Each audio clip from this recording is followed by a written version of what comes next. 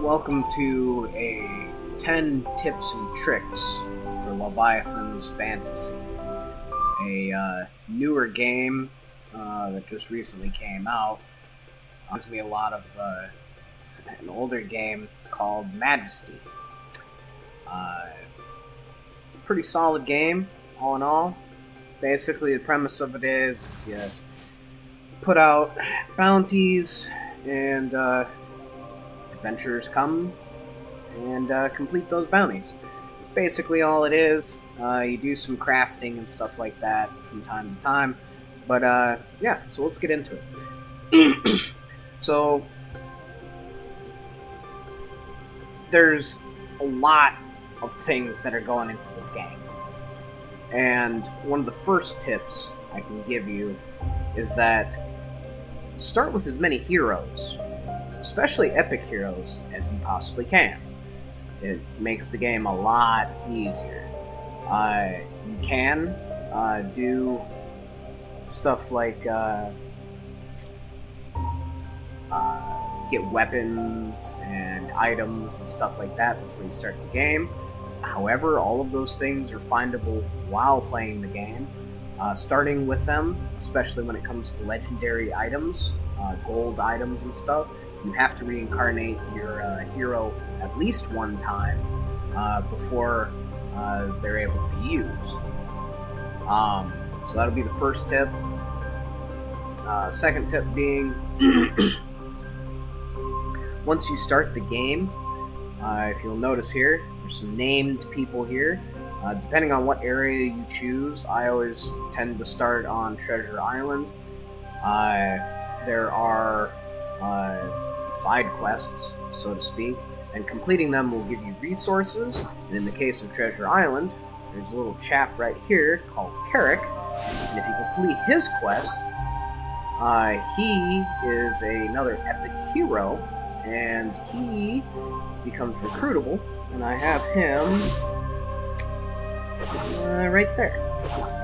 There he is, he's level 37, legendary warrior. And each area has, certain heroes that are available.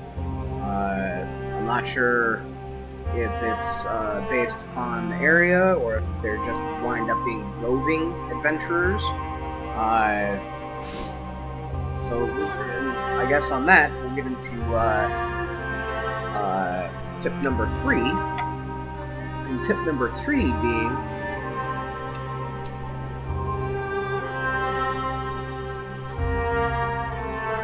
sorry, I was lighting the bizunt.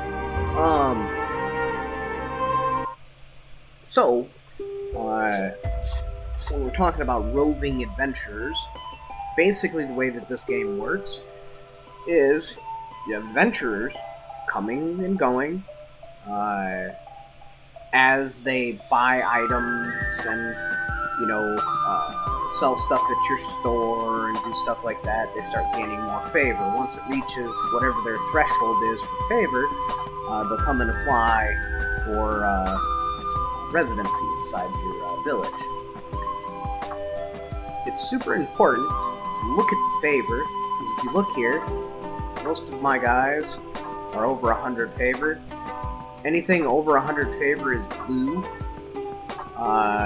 Anything over I think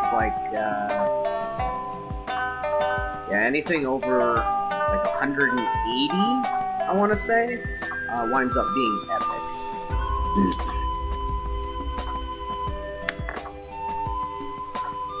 So we'll get into tip number 4 here, recruiting epic adventurers. So there's a couple ways that you can go about this. The way that people gain favor, they'll complete quests, gives a little bit of favor. For example, if I put a kill bounty on these crabs here, if you look here, it says get 5 sat point after completing this task. What that means is sat points actually mean satisfaction points. Mind you, this game was translated from Chinese or Korean. I'm not really sure exactly where this game company is located. But, so since it says 5 stat points, over here, if you raise the task level, the stat points continue to go up. Okay? And you generally want to put roving adventurers that you want to recruit in with your main adventurers that you have recruited already. And the reason why that is it'll allow for your main adventurers to complete the quest quickly, which means, for example here, go back to the main thing. Where is it? Adventurers Guild. Alright, so there's my Adventurers Guild. So if you look over here on the left-hand side, next to favor, you have patience. Well, patience is the time that the adventurer spent in your area, and it goes down over time. To recruit some of the higher quality champions, for example, you have to get 250 favor to get this guy here, for Sun Wukong.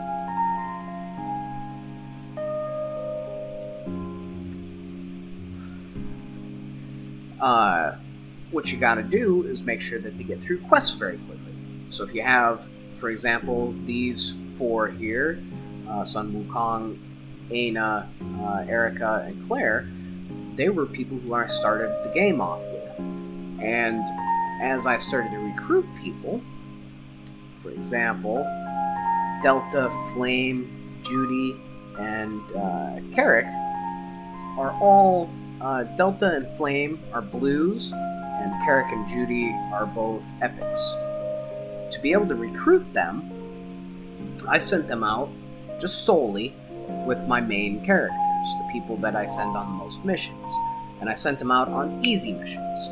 It's super simple, send them out, they'll finish the mission quick, boom, he'll start gaining satisfaction points. However, when we're talking about epic, sometimes it's very difficult to be able to recruit them because their patience goes down pretty quickly as they complete quests. So, when we're dealing with epic people, and we're talking about questing as a way of getting them into your fold, the easiest way to do it is to have them fight bosses, again, with your main character. And I haven't necessarily looked into it that heavily, but approximately you get 50 to 80 satisfaction points for defeating a boss. Which means, for example, on Treasure Island, you have a boss here, the giant starfish. You can create a boss by killing these green slimes, which is the easiest way to fight bosses and stuff. And then there's some bosses that'll spawn if you kill enough of these, some bosses that'll spawn if you kill enough of these, and then right over here is a king crab too. By sending out the people that you want to recruit on these boss missions, it's the easiest way, literally the easiest way to get these people to apply for citizenship inside your little village. We'll get on to the 5th tip, equipping your adventurers with stuff. So as the game progresses, you'll unlock technology that allows you to create an armor shop and a weapon shop, and then also a armor creation facility and a blacksmith. These are important because even though your characters gain levels, they need equipment.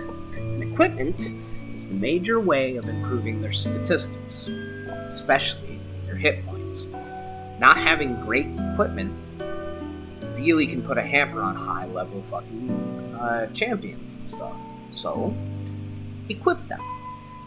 Start off with the dye house and the blacksmith. You'll be able to first start producing green equipment and then blue. Once you start to produce it, sell it in your armor shop and in the weapon shop. And that also helps lead to satisfaction for roving adventurers, because they'll come spend their hard-earned money they got from quests that you sent them on items and stuff like that, and will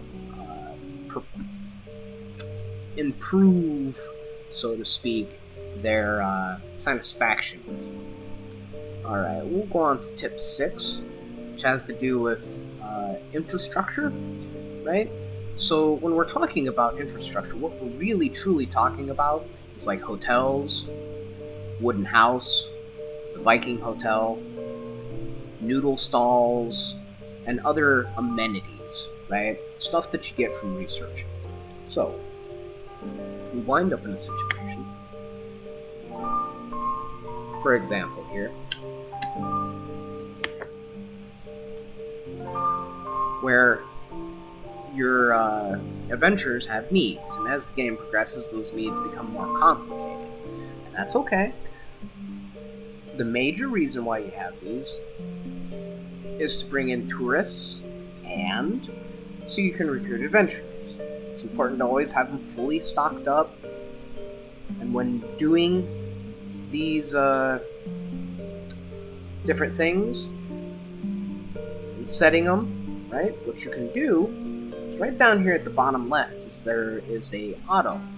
You click that, and then obviously after you've selected them and selected one and hit list, anytime it falls below the threshold of 5, it will start to recoup it back up to 5. It's super convenient. It saves us a ton of time. This game is all about time management, right? Everything's done in spurts based upon how long something would take. For example, here we're producing 8 stone a minute. There's 496, and we've got 3 people working. It's all the people we can put on it. So it's very much sort of kind of like a gacha game, right? So, weapons and equipment, super important. It affects the hit points of your adventurers, allows them to take bigger hits. For example, here, Taken just got fucking smoked by something. So we'll look at his equipment here. Yeah, so if you notice, the difference between a gray and a blue, you get 5 hit points for gray and 221 for blue.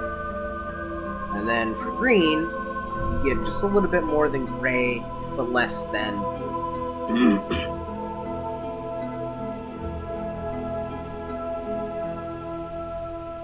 So, it's important to equip your champions, get them what they need to go out and adventure, and by doing so, you actually also raise their satisfaction. So if you have an adventurer that you want to recruit, equipping them after they've been out adventuring and stuff, and not letting them actually buy the equipment actually provides a much larger bonus to satisfaction than allowing them to buy it. It's better to equip them. Each piece of equipment, depending on rarity and stuff, will increase their satisfaction. I believe green items give 5, blue give 10, and I believe epic give 15. Don't hold me to it, but that's what I kind of sort of remember here. So let's go on to tip 6. And this one is going to be about villagers. Villagers get recruited from the airship. You just go to recruit.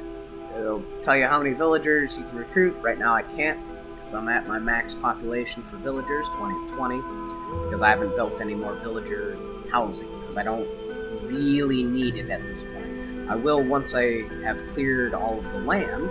Once I do that, then yes, I will build some more villager huts and stuff like that, because I'll start having my villagers start working in facilities to produce stuff quicker. So, what can villagers actually do? Well, you can assign them to buildings. It'll increase, for example here, it increases like efficiency and stuff like that. Not really sure what that would do for the armor shop or the weapon shop. But for any building that produces, it reduces the time it takes to produce whatever you're producing at that building. And then also villagers are the only ones who can clear up your land here. And if you notice, there are multiple things that I'm working on clearing here. These things actually impede your ability to expand. So you have to literally clear them. And I found that 20 villagers is sufficient enough if you're not going to go hard on the game to be able to clear stuff and work through stuff.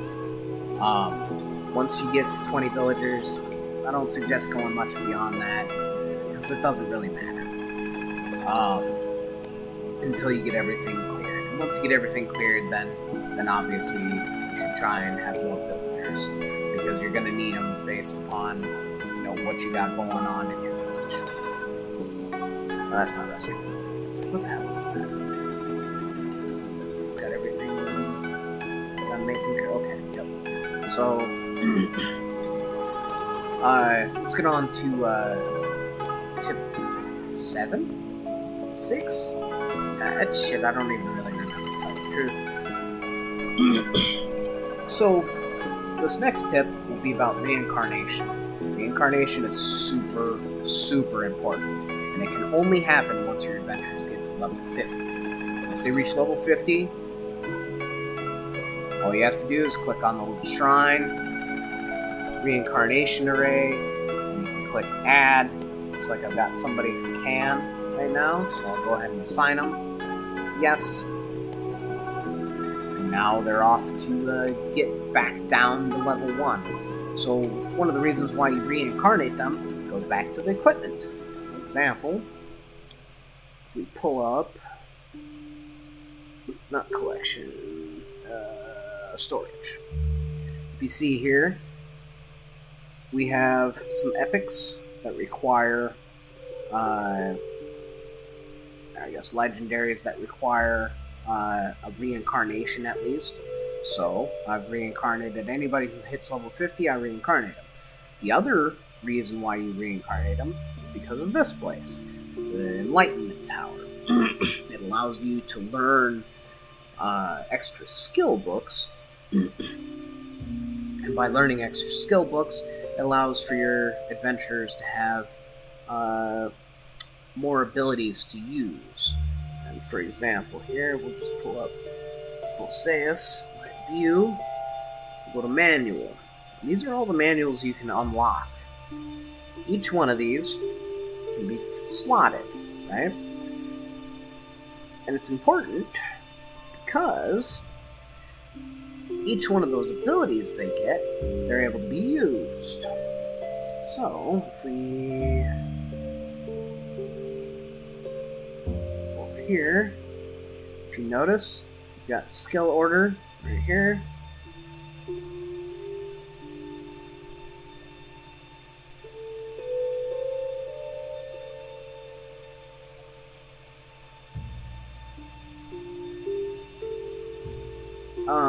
But yeah, so you can have 3 manuals, I believe, per champion here.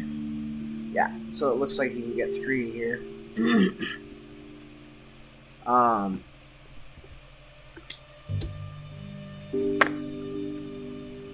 And that just increases the repertoire that you want to give behind your adventurers and stuff, because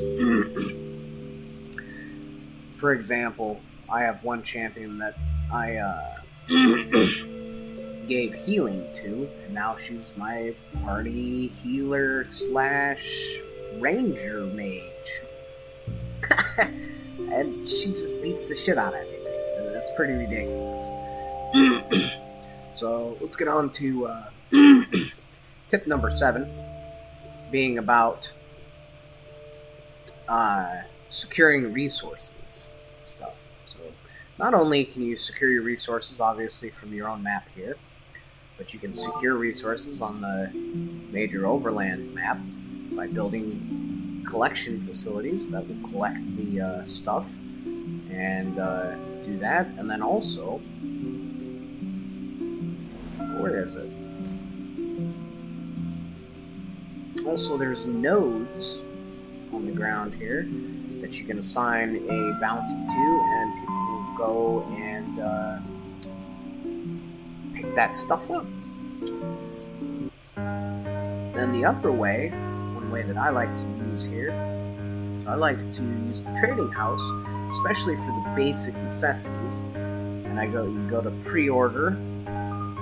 So like you click that, you hit pre-order, select the amount, and then you can select how often that would happen that you pick that up. Right? So if you look here, in my pre-order, these are all the things that I have been buying.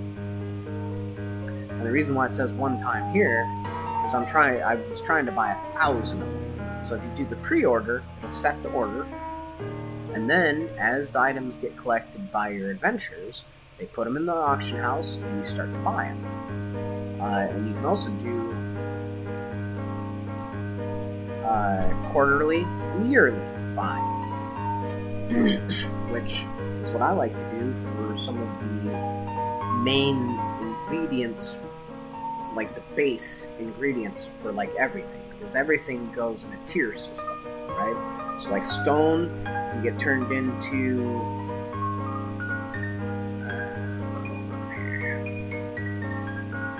stone materials, and then stone materials gets turned into marble material. It's important to have these basic materials because you're going to need them to build the rest of your stuff. It's pretty easy and pretty inexpensive to use the trading house for these materials. You just set it up on a quarterly to be able to get these items as you go, so you don't really have to worry about it. Let's get on to tip 8. In tip 8, we'll talk about bounties. So bounties, we've got collect, occupy, kill, escort, guard, explore, and boss. The ones you're going to be using the most is kill, and explore, and occupy. Collect, it's not as important, so to speak, right? It is if you're running low on resources or whatever that might be. But the thing is these bounties are the life's blood of the game. By not putting these out, your champions will just go out and level themselves, but they won't be doing quests. Thing is, if we go back to the Adventurers Guild, once you reach level 6 or 7, you have something called Auto Bounty, which allows for you to put bounties out where your characters will just come, join, and then just automatically do it. It's pretty convenient. It does cost a fair bit of money, though. Alright, let's get on to tip 9. And tip 9 will be about the tech tree. So in the tech tree,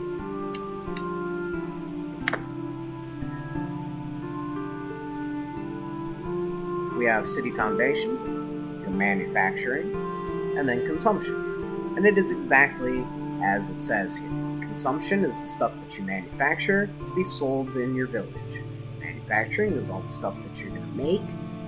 And then city foundation is the breadbasket of things that you will need to make your city run, like a corral for your mounts and stuff. It will also be, medium arrow towers and stuff that you'll be able to build that doesn't produce anything, but affects your villagers or affects your adventurers. It's super important. It's based off of levels. And the only way to expand those levels is by increasing the value of your Leviathan. You have to meet certain thresholds. Once you meet them, you're able to advance your Leviathan's level and get new tech updates. Now, since we're already here, you can see I don't have any tech points, so this will lead into number 10, being the lab. The lab allows you to research any item that you might have.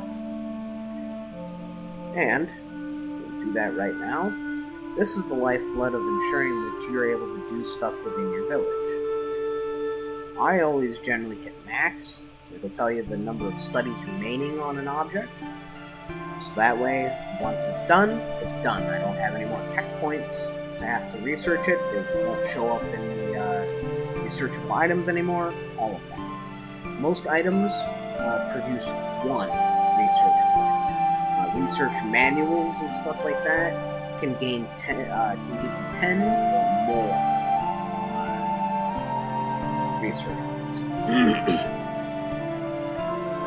No, and that's basically it. I guess I'll give you one last little bit of information.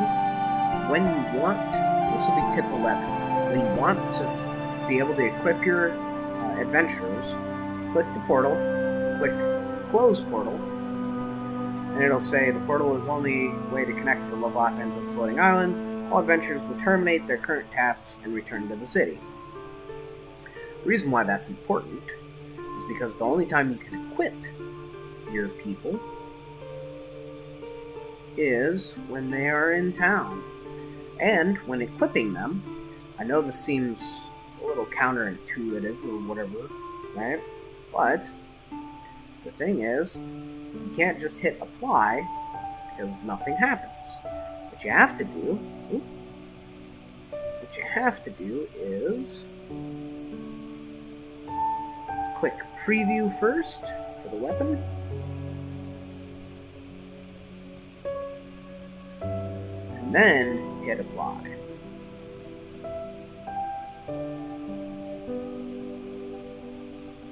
Oh, they changed it now, so apparently you're able to change equipment in the wild to make adventurers feel uncomfortable for whatever reason. Alright, well that's basically it, guys. You all have a great evening, great day. Peace and blessings be upon you, and I hope that you're blessed. I hope you have a blessed rest of your day, and I hope that whatever you're seeking in life comes to fruition. And Flammer out.